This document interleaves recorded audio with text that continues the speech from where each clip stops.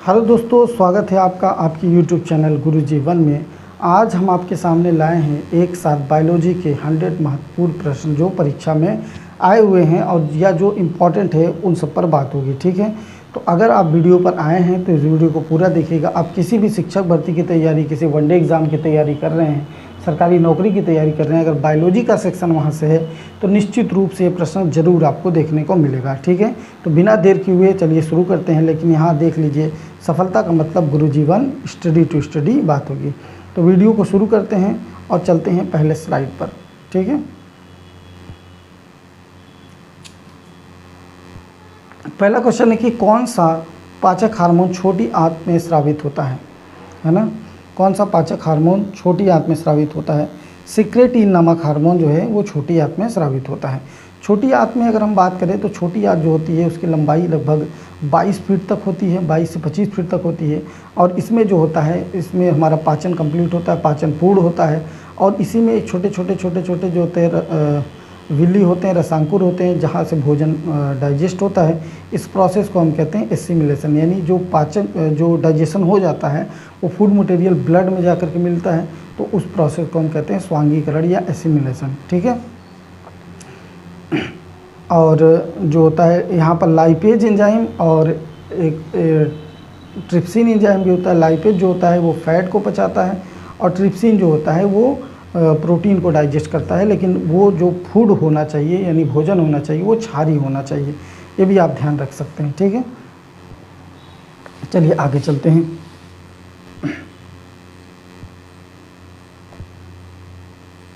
तो अगला क्वेश्चन है कि पित्त का निर्माण शरीर के किस भाग में होता है? तो देखिए यकृत में होता है। अगर यकृत की संरचना की बात की जाए तो वो जो स्टमक होता है, पेट जो होता है, इसी के जस्ट ऊपर एक छतरी के जैसा संरचना होता है, वहीं पर हमारा यकृत होता है। और यकृत में एक जो होता है बाइल होता है जिसको हम पित्त बोलते हैं। इसी पित्त से जो होता है हमारा क्या निकलता है वो पित्त एक पित्ताशय होता है, उसी में से हमारा क्या निकलता है? पित्त निकलता है, बाइल जूस निकलता है। ठीक है, याद रखिएगा। लीवर शरीर की सबसे बड़ी ग्रंथि है, ये भी याद रखिएगा कि लीवर शरीर की क्या है? सबसे बड़ी। सबसे रैपिड सेल डिवीज़न कहाँ होता है, यानी सबसे तेज़ी से सेल का विभाजन कहाँ होता है? तो वो भी यकृत में होता है। ये भी बात आप ध्यान में रखिएगा। चलिए आगे चलते हैं। लार में कौन सा एंजाइम पाया जाता है? सलाइवा जो होता है, जो हमारा जबान होता है, जबान के नीचे एक ग्रंथि होती है जिसको हम सलाइवा कहते हैं। सलाइवा से एंजाइम निकलता है, थूक के साथ एंजाइम निकलता है। एक निकलता है एमाइलेज, और एक निकलता है टाइलिन, है ना। तो टाइलिन एंजाइम जो है वो रिलीज होता है और एमाइलेज भी एंजाइम निकलता है। ठीक है, आगे चलते हैं। पाचक तंत्र में किस रस में कोलेस्ट्रॉल पाया जाता है? तो पित्त में कोलेस्ट्रॉल की मात्रा होती है और कोलेस्ट्रॉल के बढ़ जाने से हार्ट अटैक का जो है चांस वो बढ़ जाता है। चलिए, आई होप आप लोग समझ पाए होंगे। अगले स्लाइड पर चलते हैं। अगला है कि कार्बोहाइड्रेट किस रूप में शरीर में संग्रहित होता है? तो कार्बोहाइड्रेट जो होता है हमारा ग्लाइकोजन के रूप में होता है। अगर ये पूछे कि पौधों में किस रूप में होता है तो स्टार्च यानी मंड के रूप में होता है। तो स्टार्च के रूप में पौधों में होता है। और अगर जानवरों में बात की जाए, ह्यूमन में बात की जाए, तो ये ग्लाइकोजन के रूप में स्टोर्ड होता है। मानव शरीर की दूसरी सबसे बड़ी ग्रंथि कौन सी है? अग्नाशय, यहाँ अग्नाशय हो गया है तो अग्नाशय याद रखिएगा। पहली सबसे बड़ी ग्रंथि कौन सी है? तो लीवर है। और दूसरी सबसे बड़ी ग्रंथि कौन है? तो अग्नाशय है, ये भाई याद रखिएगा। अग्नाशय से निकलने वाले एंजाइम कौन से हैं? तो लाइपेज होता है और एक होता है हमारा ट्रिप्सिन। और इसमें से एक हार्मोन भी निकलता है जिसको हम इंसुलिन कहते हैं। क्या कहते हैं? Insulin hormone. ठीक है, इंसुलिन जो हार्मोन होता है वो हमारे ब्लड में शुगर को कंट्रोल करता है। किसको कंट्रोल करता है? शुगर को कंट्रोल करने का काम करता है। कौन सा? Insulin hormone. ठीक। लार का पीएच मान क्या होता है? तो 6.8 होता है। तो देखिए ये जो होता है खाने से पहले कुछ और होता है, खाने के बाद कुछ और होता है। ठीक है, तो याद रखिएगा कि इसका जो औसत अगर पीएच मान पूछा जाए तो 6.8 होता है। पीलिया रोग कौन सा अंग प्रभावित होता है? तो पीलिया रोग में यकृत अंग प्रभावित होता है। पीलिया होता कैसे है? तो देखिए बिलुरुबिन नामक एक पदार्थ होता है, बिलुरुबिन, है ना, बिलुरुबिन। ये कहाँ से निकलता है? तो ये लीवर से निकलता है। ठीक है, हमारे डाइजेशन में हेल्प करता है। लेकिन जब इसकी मात्रा बढ़ती जाती है शरीर में तो पीलिया नामक जॉइंटिस नामक रोग हो जाता है, याद रखिएगा। चलिए आगे चलते हैं अगले स्लाइड पर। मछली की यकृत तेल में कौन सा विटामिन प्रचुर मात्रा में पाया जाता है? तो मछली में एक विटामिन होता है जिसे विटामिन ए, वैसी मछली के यकृत तेल में विटामिन डी पाया जाता है। ठीक है,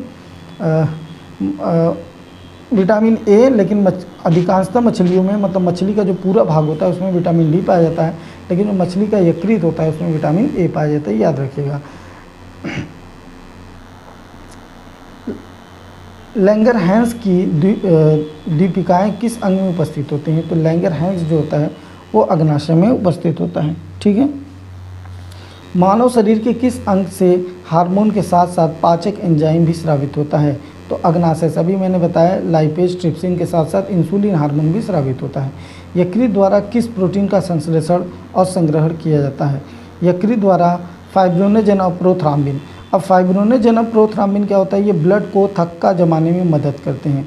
ठीक है, जैसे कहीं पर कट जाता है तो प्रोथ्राम्बिन और फाइब्रोनेजन आकर के एक कोट बनाते हैं, परत बनाते हैं, जिससे रक्त का थक्का जम जाता है, याद रखिएगा। और इस प्रोटीन का संश्लेषण कहाँ होता है और संग्रहण कहाँ होता है? तो यकृत में होता है। ठीक है, चलिए आगे चलते हैं।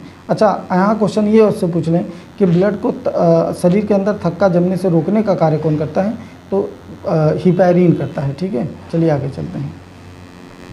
यकृत में उपस्थित कौन सा पदार्थ मानव शरीर के रक्त को जमने से रोकता है? तो भी हमने बताया हिपैरिन जो होता है वो शरीर के अंदर जो रक्त होता है उसको जमने से रोकता है। ठीक है, लंबे समय तक उपवास रखने का सर्वाधिक प्रभाव शरीर के किस अंग पर पड़ता है? तो अगर लंबे समय से आप उपवास रख रहे हैं तो इसका प्रभाव जो होता है सीधा यकृत पर पड़ता है। इंसुलिन में कौन सी धातु उपस्थित होती है? तो जिंक होती है इंसुलिन में, जिंक, जस्ता Zn, जिसका परमाणु क्रमांक कितना होता है? 30 होता है, याद रखिएगा। मानव शिशुओं के जन्म लेने के कितने महीने पश्चात दांत निकलना प्रारंभ हो जाता है? 6 महीने में। ठीक है, 6 महीने में दांत निकलना प्रारंभ हो जाता है। अगर आपसे पूछे कि एक वयस्क मनुष्य में कितने दांत होते हैं? तो 32 होते हैं। कितने होते हैं? 32। और अगर फार्मूला पूछ ले दांत का फार्मूला क्या होता है? तो 21-23 होता है दांत का फार्मूला, याद रखिएगा। आगे चलते हैं अगले स्लाइड पर। तो अगला जो क्वेश्चन है वो है कि मानव शिशुओं में सर्वप्रथम कौन सा दांत निकलता है? तो मध्यवर्ती इंसाइजर। देखिए, दांत 4 प्रकार के होते हैं, 2, 1, 2, 3 मैंने बताया। इसका फार्मूला होता है इंसीजर, जिसको हम कहते हैं रदनक, और कृंतक, और एक कैनाइन होता है, और एक प्रीमोलर होता है, और 3 मोलर होते हैं। ठीक है, फार्मूले में होता है। तो कृंतक होता है, रदनक होता है, अग्र चौड़क होता है, चौड़क होता है। तो सबसे पहले जो होता है कौन सा? इंसाइजर निकलता है। तो छोटे बच्चों में इंसाइजर, ठीक है, यानी 2 आगे के खरगोश वाले दांत ये निकलते हैं। एक स्तनधारी जीव में सबसे बड़ी ग्रंथि कौन सी होती है? कोई स्तनधारी जीव है उसमें सबसे बड़ी ग्रंथि कौन सी होती है? तो हमने बताया यकृत जो होती है सबसे बड़ी ग्रंथि होती है। ठीक है, याद रखिएगा। अगला क्वेश्चन है, अमाशय में भोजन के जीवाणुओं को नष्ट कौन करता है? तो हाइड्रोजन क्लोराइड। यदि आपने खाना खा लिया है ना, उसमें बहुत सारे बैक्टीरिया वगैरह है, तो वो स्टमक में जाता है, जैसे पेट में जाता है, तो हाइड्रोक्लोरिक एसिड उसको क्या करता है? ख़त्म कर देता है, मार देता है। और हाइड्रोक्लोरिक एसिड क्या करता है? जो बड़े बड़े खाद्य पदार्थ होते हैं उसको छोटा छोटा तोड़ने में भी सहायता करता है। मानव शरीर का वह कौन सा अंग है जो ग्लाइकोजन के रूप में कार्बोहाइड्रेट का भंडारण करता है? तो यकृत। यकृत हमारे शरीर में जो होता है ग्लाइकोजन के रूप में क्या करता है? भंडारण करता है। किसको? कार्बोहाइड्रेट को, याद रखिएगा ये। और प्लांट में किसमें? स्टार्च के रूप में। ठीक है, कहाँ ये इकट्ठा होता है? प्लांट में कहाँ इकट्ठा होता है? जैसे इसमें तो यकृत भंडारण करता है, तो प्लांट में कहाँ पर स्टार्च इकट्ठा होता है? तो जड़ों में, याद रखिएगा। जड़ों में जो होता है मंड यानी स्टार्च इकट्ठा होता है। और मनुष्यों में जो होता है, मानव में जो कार्बोहाइड्रेट होता है ग्लाइकोजन के रूप में भंडारण इसका यकृत में होता है। ठीक है, याद रखेंगे। अगले स्लाइड पर चलते हैं। अगला क्वेश्चन है, मानव शरीर की किस संरचना में कृमि रूप परिशेषिका पाई जाती है? तो बड़ी आंत में जो होता है ये कृमि रूप परिशेषिका पाई जाती है, जो वाटर एब्जॉर्ब यानी पानी को अवशोषित करने का काम करती है। पानी का अवशोषण कहाँ होता है? तो बड़ी आंत में होता है। बड़ी आंत कितनी बड़ी होती है? तो लगभग 2.5 से 3 फीट तक इसकी जो होती है वो होती है, लेकिन ये मोटाई में ज़्यादा होता है, इसलिए इसको बड़ी आंत कहते हैं। चट्टानी स्तरों पर लाइकेन की विकास को क्या कहा जाता है? तो इसको सैक्सिकोलस कहा जाता है। जो चट्टानी स्थान होते हैं वहाँ पर ये जो लाइकेन होते हैं, लाइकेन क्या होता है? तो शैवाल जो होते हैं और कवक होते हैं, ये दोनों आप एक दूसरे के साथ रहते हैं, तो इसी को सहजीविता का लक्षण भी कहा जाता है, शैवाल और कवक। ठीक है, और ये दोनों मिल करके क्या बनाते हैं? ये दोनों मिल करके बनाते हैं लाइकेन। ठीक है, क्रिस्टियन बर्नार्ड किस लिए प्रसिद्ध है? विश्व का पहला मानव हृदय प्रत्यारोपण करने के लिए। तो विश्व का पहला मानव जो है वो हृदय प्रत्यारोपण किसके लिए हुआ था? तो क्रिस्टियन बर्नार्ड जो होता है इनका हुआ था, ये बात याद रखेंगे। किस प्रकार के ऊतक शरीर की सुरक्षा कवच का कार्य करते हैं? एपिथेलियम ऊतक। ये एग्जाम में कई बार में क्वेश्चन पूछा गया है कि शरीर में सुरक्षा कवच का कार्य कौन करता है? तो एपिथेलियम ऊतक करता है हमारा। ठीक है, ऊतक क्या होते हैं? तो सेलों के संगठन से, कोशिकाओं के संगठन से बनने वाले जो वो होते हैं। ठीक है, यानी कि सेल, कई सारे सेल आपस में मिलते हैं तो ऊतक बनता है, ये बात याद रखेंगे। चलिए आगे चलते हैं अगले स्लाइड पर। शरीर को गर्म रखने के लिए कौन सा ऊतक उत्तरदायी होता है? तो वाष्मय ऊतक जो होता है वो शरीर को गर्म रखता है हमेशा। ठीक है, वृद्धावस्था में त्वचा में झुर्रियाँ पड़ जाती हैं, इसका मुख्य कारण क्या है? तो उपचर्मी स्तर में लचीलापन कम होने के कारण जो होता है वो वृद्धावस्था में झुर्रियाँ पड़ने लगती हैं। ऊँट का कुबड़ किस प्रकार के ऊतक का बना होता है? तो वसामय ऊतक का। देखिए, ऊँट में जो ऐसे पूरा ऊपर का जो कुबड़ होता है ना, उसमें पहले लोग सोचते थे कि पानी इकट्ठा होता है, तो लेकिन ऐसा नहीं होता है। वो पूरा फैट से जो होता है स्टोर्ड रहता है, क्योंकि उसको जब एनर्जी चाहिए होती है ऊँट को, तो यहीं से वो एनर्जी लेता है, क्योंकि सबसे ज़्यादा जो एनर्जी होता है वो वसा में होता है। ठीक है, और सबसे पहले एनर्जी, सबसे तेज़ एनर्जी कौन देता है? तो कार्बोहाइड्रेट देता है, ये बात याद रखिएगा। प्लाज्मा में जल कितना प्रतिशत होता है? तो लगभग 90% प्लाज्मा जो होता है हमारा वो जल होता है। देखिए, प्लाज्मा जो होता है रक्त का एक प्रकार होता है। रक्त के 2 प्रकार होते हैं, कणिका होती है, एक प्लाज्मा होता है। कणिका में 3 आते हैं, आरबीसी आता है, डब्ल्यूबीसी आता है और प्लेटलेट्स आता है, और प्लाज्मा जो होता है वो वही रहता है। ठीक है, अगर ये पूछ लिया जाए प्लाज्मा कितना होता है रक्त में, तो जान लीजिए 55 से 60% प्लाज्मा होता है। बाकी कणिकाएँ जिसको हम कॉप्सेल्स कहते हैं वो लगभग 40 से 45% तक होता है। ठीक है, याद रखना है इस बात को। आगे चलते हैं अगले स्लाइड पर। अगला क्वेश्चन है कि किस ऊतक के नख, खुर और सींग बने होते हैं? यानी नाखून और खुर और सींग किसके बने होते हैं? ये भी एग्जाम में कई बार क्वेश्चन आया हुआ है। तो केराटिन के बने होते हैं, याद रखिएगा। केराटिन नामक जो प्रोटीन होता है उस प्रकार के ऊतक से हमारे जो नाखून हैं और खुर हैं और सींग बने होते हैं। सर्वप्रथम प्रयोगशाला में जीन का संश्लेषण करने वाले वैज्ञानिक कौन थे? तो हरगोविंद खुराना थे, जिन्होंने सबसे पहले जीन का संश्लेषण किया था। ठीक है, प्रयोगशाला में।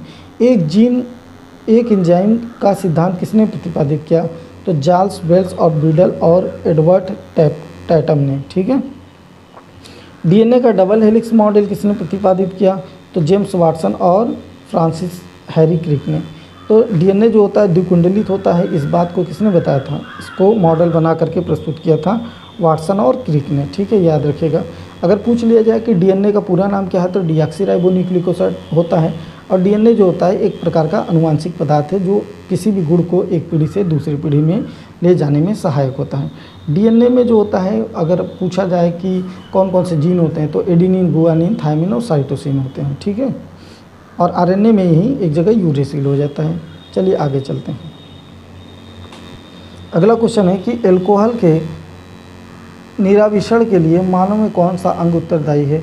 तो एल्कोहल जो होता है उसको बहुत तेज़ी से जो होता है वो छानने का काम, यकृत का काम ही होता है। वो क्या करता है? ब्लड को छानता है।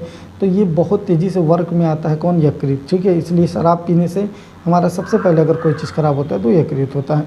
मनुष्य के शरीर में खून शुद्धिकरण की प्रक्रिया को क्या कहते हैं? तो अपोहन कहा जाता है। ठीक है, डायलिसिस इसको इंग्लिश में कहते हैं। यह जो होता है हमारा जो ब्लड होता है उसको किडनी हमारा प्योर करता है ना। जब हमारा किडनी ख़राब हो जाता है तो यही प्रोसेस बाहर से किया जाता है। ठीक है, बाहर से एक मशीन रहती है जिसमें फ़िल्टर लगा होता है। हमारा ब्लड एक तरफ से जाता है, दूसरी तरफ से उस मनुष्य को ब्लड चढ़ता है, और यहाँ से एक लिक्विड सब्सटेंस होता है जो ब्लड के साथ जाता है ताकि खून की तरलता बनी रहे। इस प्रक्रिया को हम अपोहन कहते हैं। ठीक है, मनुष्य के शरीर में सर्वाधिक विषाक्त उत्सर्जी पदार्थ कौन सा होता है, यानी सबसे जहरीला पदार्थ कौन सा होता है? तो अमोनिया। अमोनिया क्या होता है? हम जानते हैं जो हमारा पेशाब होता है वो यूरिक एसिड होता है। क्या होता है? वो यूरिक एसिड होता है। लेकिन अगर इसको बहुत देर तक हम या इसको पेशाब को बाहर निकाल दें तो ये हवा के संपर्क में रिएक्शन करने से जो होता है अमोनिया का निर्माण कर लेता है। और अगर शरीर में इसको देर तक रोका जाए तो भी अमोनिया बन जाता है, जो हमारे लिए बहुत ही खतरनाक है। मानव शरीर में मूत्र यूरिन की मात्रा को नियंत्रित कौन करता है ना? तो याद रखिएगा, ये नियंत्रण का काम जो होता है वो कौन करता है? वो एडीएच करता है। एडीएच एक प्रकार का हार्मोन है जिसको एंटीड्यूटेरिक हार्मोन कहते हैं, ठीक है, जो यूरिया को कंट्रोल करता है। चलिए आगे चलते हैं, अगले स्लाइड पर चलते हैं। और जो अगला स्लाइड है वो कहता है कि कौन सी औषधि मूत्र के स्राव को प्रोत्साहित करती है, यानी पेशाब बहुत तेज़ी से लगेगी, कौन सी ऐसी जो है वो औषधि है जो ये काम करेगी, ठीक है। तो डायूरेटिक्स जो है वो एक औषधि है जो मूत्र के स्राव को प्रोत्साहित करता है। विल्स रोग में कौन सा अंग प्रभावित होता है, तो विल्स रोग में किडनी अंग जो होता है वो प्रभावित होता है। हेमिकॉर्डेटा संघ के जीवों में किसके द्वारा उत्सर्जन होता है, तो कोशिका गुच्छ के द्वारा। हेमिकॉर्डेटा जो होते हैं, है ना, उनमें जो होता है वो कोशिका गुच्छ के द्वारा उत्सर्जन होता है। अमीबा में उत्सर्जी अंग कौन सा है, तो त्वचा सतह एवं रिक्तिका। तो अमीबा अगर आप देखेंगे, है ना, अमीबा, तो अमीबा जो होता है एक शेप होता है इस प्रकार सा, इसका इरेगुलर शेप होता है। तो इसमें कह रहे हो उत्सर्जी अंग कौन सा, क्योंकि एक यूनिसेलुलर होता है, एक कोशिकी जीव होता है, तो इसमें कोई ऑर्गन तो होगा नहीं, तो अपनी त्वचा से ही क्या करता है, पदार्थ को बाहर निकालता है। और इसमें एक वॉक्यूल होता है जिसमें ये फूड वगैरह लेता है ना, तो इसको कह सकते हैं हम एक प्रकार का उत्सर्जी अंग है इसका। आगे चलते हैं। आर्थ्रोपोडा में उत्सर्जी अंग कौन सा होता है, तो गैल्पीगी नलिकाएं जो होती हैं वो आर्थ्रोपोडा में होता है। आर्थ्रोपोडा जितने भी आपके कीट वगैरह आते हैं वो सब आर्थ्रोपोडा में आते हैं, ठीक है। मैगपीगी नलिकाएं जो होती हैं वो आर्थ्रोपोडा उत्सर्जी अंग होती हैं। झींगा मछली भी एक प्रकार का आर्थ्रोपोडा ही है। झींगा मछली में उत्सर्जी अंग कौन सा होता है, हरित ग्रंथि, है ना। ये देखिए थोड़ा सा एक्सेप्शनल है अपवाद के रूप में, इसलिए याद रखिएगा हरित ग्रंथियाँ जो है झींगा मछली में उत्सर्जी अंग का कार्य करती हैं। वृक्क में पथरी किसके कारण बनता है, यूरिक एसिड, कैल्शियम ऑक्सलेट तथा कैल्शियम फास्फेट। अगर इन तीनों चीज़ों का मिश्रण हो जाए, ठीक है, इसीलिए अगर आप पेशाब बहुत देर तक रोकते हैं तो यूरिक एसिड की मात्रा बढ़ जाती है। कैल्शियम ऑक्सलेट यानी कि ये जो होता है टमाटर वगैरह में मिल जाता है, और कैल्शियम फास्फेट ये भी बहुत से खाद्य पदार्थों में मिल जाता है। तो तीनों कम्बिनेट होकर के एक पत्थर जैसी संरचना बना लेते हैं जिसको पथरी कहते हैं, ठीक है। अगला क्वेश्चन है कि गुर्दे की सूक्ष्म संरचना कार्यात्मक इकाई कौन है, तो नेफ्रॉन होती है। किडनी में एक कोशिका होती है नेफ्रॉन, ये नेफ्रॉन कोशिका जो होती है ना, नेफ्रॉन कोशिका की अगर बात की जाए तो ये एक प्रकार से यहाँ पर इसका ग्लोमेरुलस होता है और ये छानने का काम करता है ना। और ये जो होता है इसको कहा जाता है कार्यात्मक इकाई, यानी कि छानने का काम यही नेफ्रॉन कोशिका ही करती है, ठीक है, याद रखेंगे इस बात को, है ना। चलिए आगे चलते हैं। मानव रक्त में यूरिया की मात्रा कब बढ़ जाती है, तो यूरिया की मात्रा विकृत द्वारा ठीक से काम न करने पर, ठीक है, यूरिया बढ़ जाता है जिसे यूरेमिया कहा जाता है। अगर किडनी आपका सही से काम नहीं कर रहा है तो शरीर में यूरिया की मात्रा बढ़ती जाएगी जिसे यूरेमिया कहेंगे।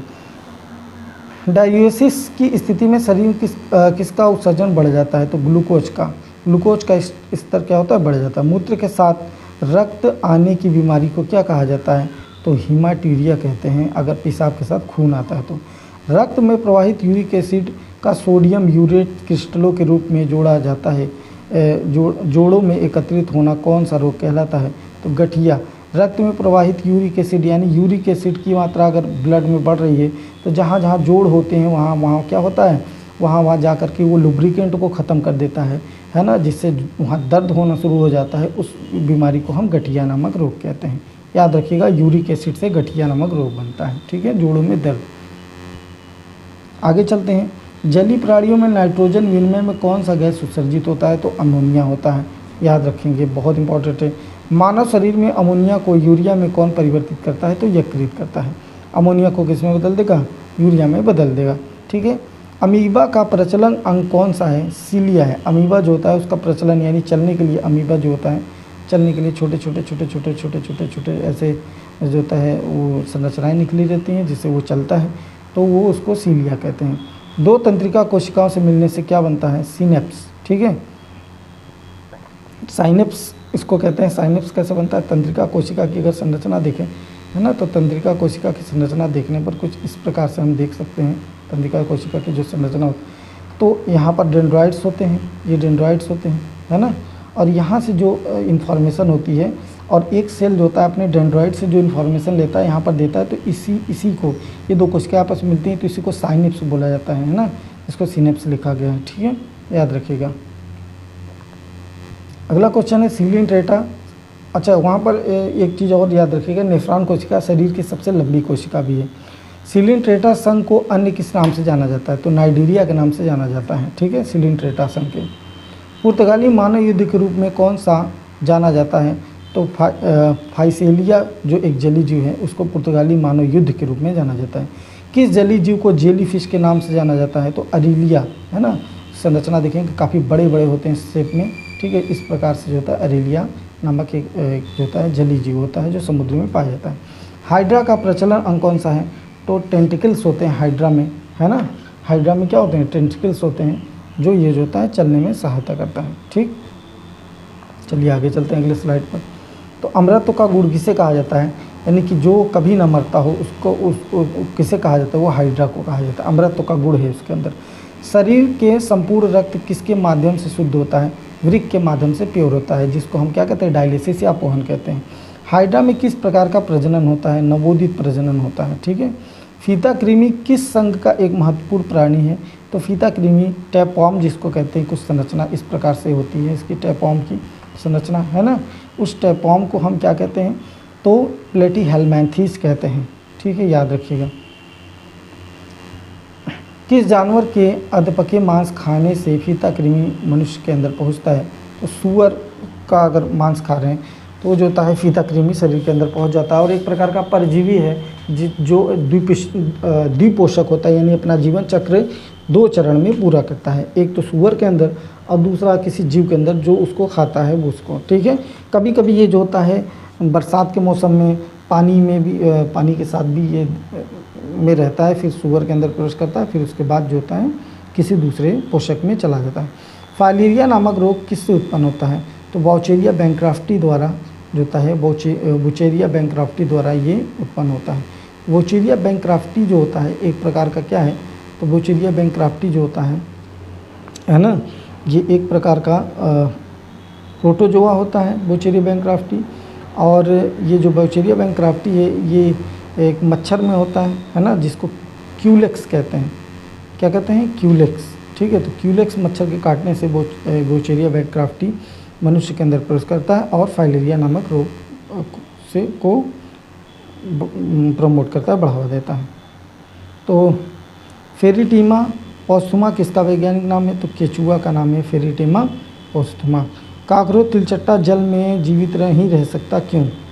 ठीक है, क्योंकि उसका श्वसन अंग वातक तंत्र होता है, यानी कि वो अपने पूरे बॉडी के ऊपर से ही क्या करता है? सांस लेता है। तो अगर ये पानी के अंदर जाएगा तो जिंदा नहीं रह पाएगा, इस बात का ध्यान रखेंगे आप। अगले स्लाइड पर चलते हैं। किस जीव का रक्त सफ़ेद होता है? तिलचट्टा का होता है। घरेलू मक्खी का लार्वा क्या कहलाता है? मैगोट कहलाता है। कीटों में कितनी जोड़ी टांगें होती हैं? तो कीटों में 3 जोड़ी टांगें होती हैं। केचुआ को किसानों का परम मित्र कहा जाता है, क्यों? क्योंकि ज़मीन में रहकर और ज़मीन को क्या करते हैं? छिद्र बनाते हैं, जिससे जो होता है मृदा में ऑक्सीजन की मात्रा बढ़ती है। ठीक है, याद रखेंगे। आगे चलते हैं अगले स्लाइड पर। तितली के कायापलट का तीसरा चरण कौन सा होता है? तो प्यूपा होता है। प्यूपा के बाद ये तितली में बदल जाती है। मनुष्य में कालाजार रोग किसके द्वारा होता है? तो सैंड फ्लाई एक प्रकार की मक्खी होती है जिसे कालाजार रोग होता है।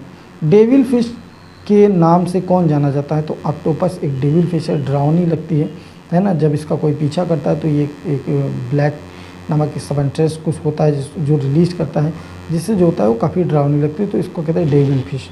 कटल फिश के नाम से कौन जाना जाता है? तो सीपिया या सेपीडा कटल फिश के नाम से जानी जाती हैं। आगे चलते हैं अगले स्लाइड पर। ऑक्टोपस में भुजाओं की संख्या कितनी होती है? तो 8 ऑक्टोपस की संरचना अगर आप देखेंगे तो इस प्रकार से उसकी भुजाएँ ऐसे निकली रहती हैं, है ना। इसमें कुल कितनी भुजाएँ होती हैं? तो कुल भुजाओं की संख्या होती है इनकी, ऑक्टोपस की भुजाओं की संख्या 8 होती है, याद रखेंगे। ठीक है, आगे चलते हैं। तारा मछली, तारामीन मछली किस संघ का प्राणी है? तो इकाइनोडर्मेटा कहलाता है। मछलियों के हृदय में की विशेषता क्या है? ये केवल शुद्ध, इसमें केवल अशुद्ध रक्त होता है ना। मछलियों के हृदय की विशेषता, हृदय में क्या होता है? केवल अशुद्ध रक्त होता है। और इनका जो ब्लड सर्कुलेशन होता है वो सिंगल सर्कुलेटरी सिस्टम होता है और ओपन होता है, ओपन ब्लड सर्कुलेशन होता है। ठीक है, ये भी याद रखेंगे। वैज्ञानिकों के अनुसार संसार में किस जीव की संख्या सबसे अधिक है? तो मछलियों की संख्या सबसे अधिक है वैज्ञानिक के समान थी, क्योंकि समुद्र ही इतना बड़ा है। ठीक है, आगे चलते हैं। लेकिन एक बात और याद रखिएगा कि अगर ये पूछा जाए किस संघ की बात की जाए ना, संघ में कौन से सबसे ज़्यादा संघ में आते हैं, तो वो आते हैं आपके आर्थ्रोपोडा। आर्थ्रोपोडा सबसे विशालकाय होते हैं, ठीक है, यानी सबसे ज़्यादा मात्रा में कीट इसी आर्थ्रोपोडा में ही पाए जाते हैं जीव, ठीक है।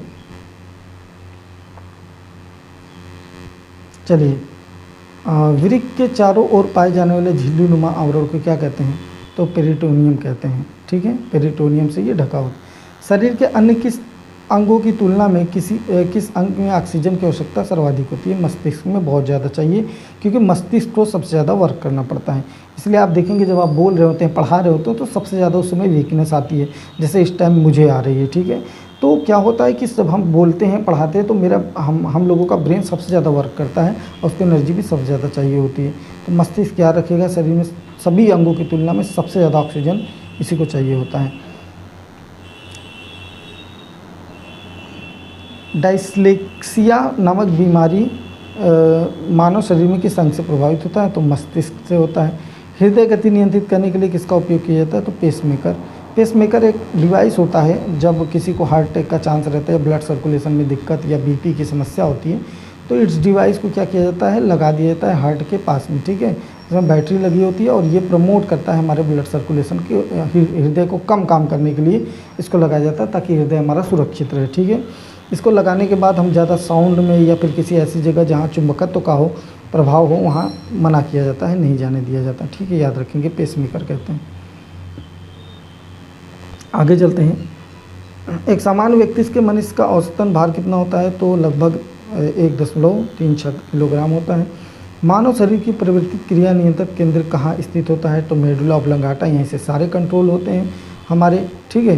कंट्रोलिंग पावर जो होती है यहीं से होती है बॉडी के सभी पार्ट्स की। लेकिन अभी देखिए बीपीएससी का जब एग्ज़ाम हुआ था तो पूछा था कि जीवों पूछ लिया था कि शरीर की प्रवृत्ति क्रिया को कहाँ से, शरीर को नियंत्रण कहाँ से किया जाता है, तो मेडुला ऑब्लंगाटा भी दिया था। मैक्सिमम लोगों ने मेडुला ऑब्लंगाटा किया, लेकिन बीपीएससी जो आयोग था वो चला गया किस पर, वो चला गया कान पर। तो कान जो होता है एक प्रकार का, ये एक तरीके से नियंत्रण करता है हमारे बॉडी को, लेकिन मनुष्य में अगर पूछा जाए तो मेडुला ही। जानवरों में ज़्यादातर अभी भी हमारा जो कान होता है वो क्या करता है, शरीर का नियंत्रण करने में सहायता करता है, याद रखना है इस बात को। शरीर में प्रतिवर्ती क्रियाओं को नियंत्रण एवं समन्वय कौन करता है, तो मेरुरज्जु करता है। इसी को जो होता है हमारा स्पाइनल कॉर्ड होता है और इसी से कंट्रोलिंग नर्वस सिस्टम पूरा जुड़ा होता है, ठीक है।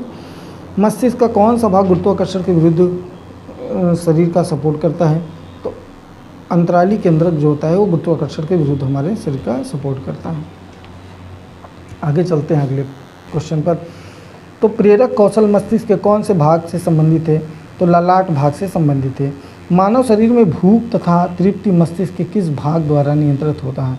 मानव शरीर में भूख और तृप्ति है ना, भूख लग रही है, प्यास लग रही है, तो ये कौन नियंत्रित करता है, तो हाइपोथैलेमस करता है, ठीक है।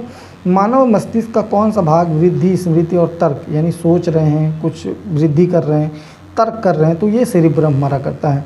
सुई चुभाने पर किस अंग में पीड़ा का अनुभव होता है, तो मस्तिष्क में।